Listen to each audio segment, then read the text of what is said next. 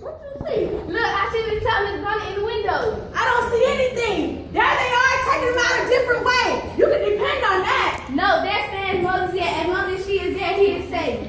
I saw it was gonna take a lot to rescue Cornell. I sent them little boys out to spread the word, and then all of a sudden the street started with a mass of people.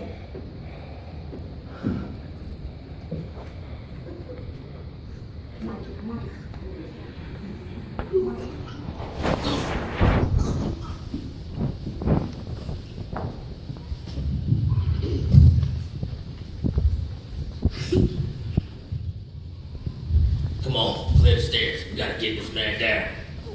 Some of the people backed up, but I made like I was too old to move. Come on, old woman. You must get out of this. You can't get down alone. I have someone help you. I stood my ground. Then somebody made an offer to buy Charles Nell. One person said $1,200, his master said. Another one said $1,500. The crowd got crazy. Then, all of a sudden, somebody raised their window down and said $200 for the slave and not 1 cent for his master. All right. If you make a lane for him, we'll bring him out the front way. There he is, between the U.S. Marshals. I got him from my stump.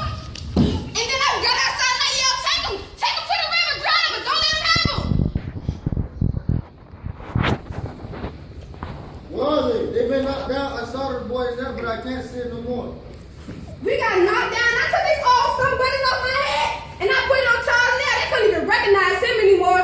But everybody started pushing and shoving it. Even the police. I lost my shoes, my shirt, my jacket, but I still held on. All we did, we took Charles Nail to the river to the boat. There he is, in that boat. Turn that to the side and that guy from there. The guy was trying to fall, but they'll be too late. We'll have him.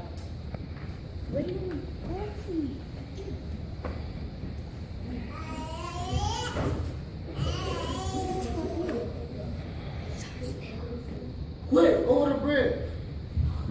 I finally got across the river, but I couldn't even find Charles Nail. I was asking the schoolboys where they had him. They put it to the house where they had took it to.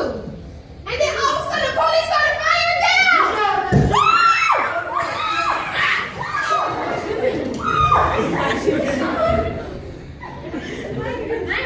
I dragged Charles Nail down these stairs and I took him outside. We saw a man with a heart. We told him what happened. Then he said, look, this will blow our hearts. Take him till he drops. So I put Charles Nail in. I put him inside and let him drive off to safety.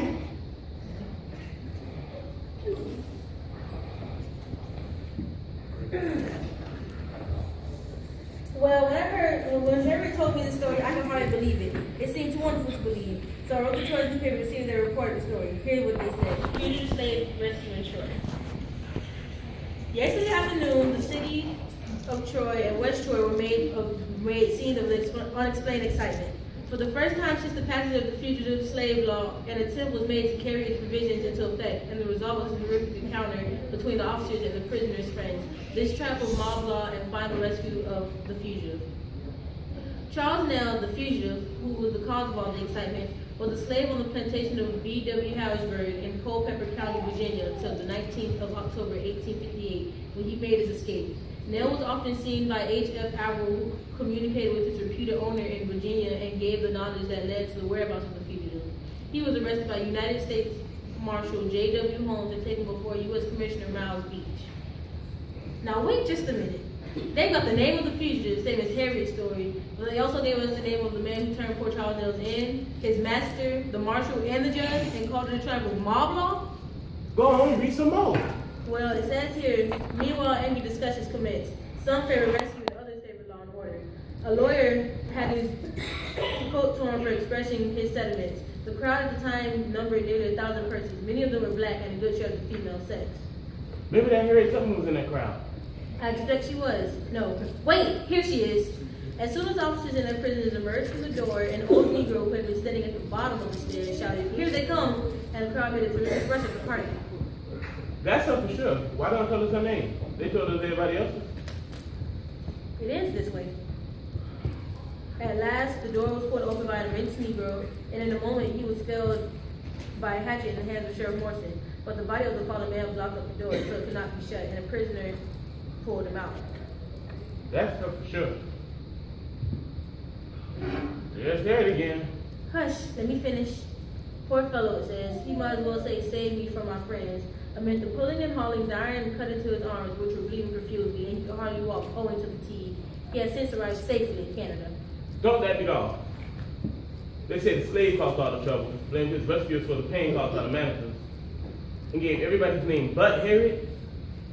They got the story turned upside down. I'm gonna tell the story her way. Harriet said, Listen, there's one thing I have a right to, death or liberty, and I mean to have one or the other. see,